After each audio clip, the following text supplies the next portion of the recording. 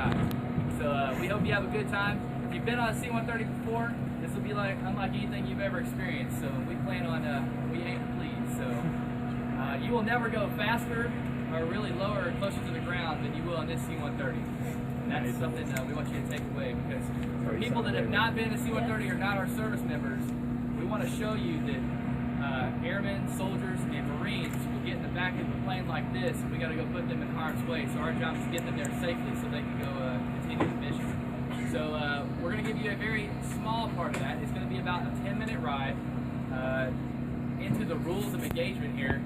The primary entrance and egress is the front left door. We call that the crew entrance door. Anything else like this, if you see crew members jumping out, you better follow them. Always listen to their instructions. Stay seat belted. As far as your gadgets, I love gadgets. I want them to continue to work, and you continue to take pictures with them on the rest of the air show and the rest of the weekend. So we're going to do positive and negative G's in this plane. The big one is the 0 G at the top of the pushover. So I don't want you to let go of your device. It's going to float away from you until I start to accelerate. We get back to 1G flight. It's going to fly back to the bulkhead here, and it's going to smash. So that means I got to clean it up, and I don't want to do that. To include whatever's on the inside of your stomach. I don't want that to come up and then float around, and we have to clean that up too. So we're going to give you some air sick bags.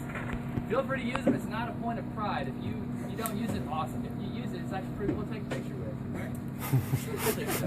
We'll sign your bags, whatever. It doesn't matter. But the biggest thing is, if you feel like you're going to need it, go ahead and get it ready before you have to. Because I've seen a lot of people do the fire hose effect or water hose effect, where they put their finger on their lips there, and it just goes out both ends. Yeah. So there are people sitting around you, and they end up feeling your pain, and then that starts this massive chain reaction that nobody really wants to see. Oh my gosh. That's really all the kind of rules that we're going to go through. So for the profile, like I said, this is the width about the size of a 737, so it's a lot prettier than Southwest Airlines. But I mean, I love their airplanes. If anybody's recording, we painted up real nice. Got high glossy paint, a lot of awesome paint schemes on it. So you'll see on the inside too, it's a little more austere. What you have in front of you in the seat trays and the comforts, you're not going to find in this airplane. And you're going to find it has a lot more movement, a lot of different smells, and that's cool. So we're going to get in, we're going to strap you in, we're going to get on the runway. When I said takeoff power, you're going to know it's happening. She's going to want to go fly. She's going to shake a lot. When I release the brakes, you're going to start to feel that jolt right back to your seat. We're going to accelerate forward. So my goal is to take this airplane, once I reach enough flying speed, I'm going to pull back on the yoke, and I'm going to fly 3 to 5 feet off the ground. So it's about half my height. Half my height down the runway until I reach about 200 miles an hour. And then I'm going to pull 2 Gs and go 45 degrees nose up. So what does that really look like? Most people on a commercial airliner, it's between 10 to 15 degrees nose up, a little more once they get some more airspeed to their engine. So they do 10 to 15 up, we're going to do 45 up. So what I do is I take all that airspeed that I have and I trade that for altitude. Now I'm going to lose all that airspeed. I got enough altitude, so I'm going to go ahead and I'm going to bench press the yoke into the dashboard. I went to the gym this morning. Feel pretty good. So feel free to you let your arms go and have a good time. It's like a roller coaster in the back, right? You just can't see what's going on in front of you. So trust me to do that for you. After that, we're going to accelerate. You're going to hear a lot of squealing and other things moving around the airplane. That's me configuring the airplane. The flaps are going to come up so I can go faster. I like to go fast. So I'll bring it in for a parade pass. That's not so much for you. It's just for you to feel the G's, but really that's for the crowd. That's going to be the photo pass, the banana pass, we call it the parade pass. Right in front of the crowd, they get to see the top of the wings and the beautiful paint on her.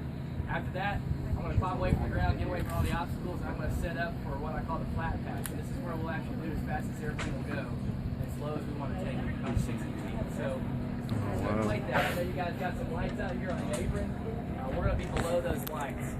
So those football stadium lights like these right here, that's a good goal. I want to be below that, because it's cooler if you're lower. I'm not going to hit them though, that's a big thing.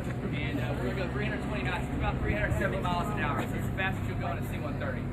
After that, I'll pull away from the ground, I'll do a minimum radius turn, it'll be out to the north out here, and then I'll take it in for the head-on again for the crowd, just kind of ooh and ah, aim right at them. Then before I get there, I'm going to pull up away from them. We're going to go up to pattern altitude, which is a little non-standard. So most people that have flown before, pattern altitudes are usually about 1,000 feet. We're going to go to 1,250 feet above the ground. After that, we're going to slow down, we're going to get the air, we're going to get the flaps. And most people would see commercial airliners, they come down on like a 3-degree glide slope, something really nice and gentle to get you into the airfield. We're not going to do that. So we're going to stay as high as we can for as long as we can until I can't stand it anymore. And then again, I'm going to bench press the yoke to the dash. We're going to hurdle towards the earth. So my job is to make sure like everybody's freaked out enough, and then I pull back and we touch down. It's going to be super cool. I'm going to open up in the back. And I'm going to stomp these brakes as hard as I can. So you're going to feel, who's been scared in a car before and they've had to slam on the brakes? They freak themselves out. It's going to be better than that. Max reverse, max brakes, and I'm going to smoke check them, and then I'm going to do a sweep wheelie. So it's going to be a good time. We're going to have a good time. I'm going to have a good time. If you don't have a good time, I'm still going to have a good time. Does anybody have any real questions about the Marine Corps, about the Blue Angels, about anything you've heard here today? Oh, good. Come on, somebody tell me something. Yes, ma'am. These guys all fly here voluntary to fly with me. That's not special duty to fly with me. You're good, right? No, it's not special duty. We are selected. We are hand selected, though. We have things we call special duty assignments where Marines get to go to embassies and whatnot. This is not. This is a fly tour. Just get selected for it because of our expertise, our experience. We're not bad looking, I hope, right? Anybody else? Good question, though. Not a special duty assignment. So the entire flight crew is Marine Corps, correct? That's right. Right. Okay. Well, we actually have two of our petty officers today. So we actually have what we call JADO dogs. And that goes back to the history. We used to use JADO rockets on this airplane. The last shot we did was back in 2009, November 2009. The Marines that we are, we always lean forward. We moved a lot of the bottles that were in surplus down to Pensacola. There was a hurricane, came through, got everything wet. So we ran out of bottles. We had to pick and choose which shows we would actually use JADO bottles for after that. Well, JADO dogs, as we call them, they actually had a crew responsibility. And they were anybody that was really willing to help us out with the airframes or avionics. Like they come out here and they help us out quite a bit. So we would actually have them stationed these two windows, these two doors right here that you don't see down right now.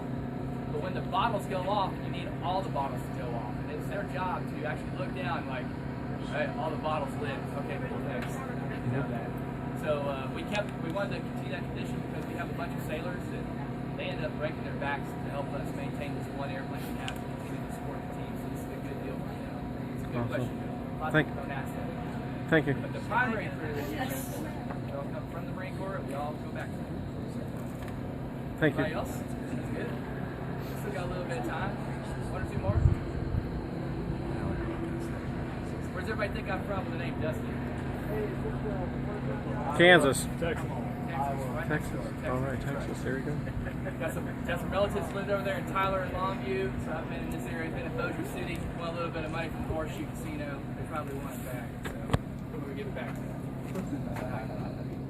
Anybody else? All right, with that, I'll hand you back over to Gunnery Sergeant Josh Samuels. He's going to give you your seat assignments, get everybody loaded up, and we're going to go have a good time. Everybody scared? Yep. I'm going to fly most of my eyes closed today as a challenge. Sir. Ma'am. Captain.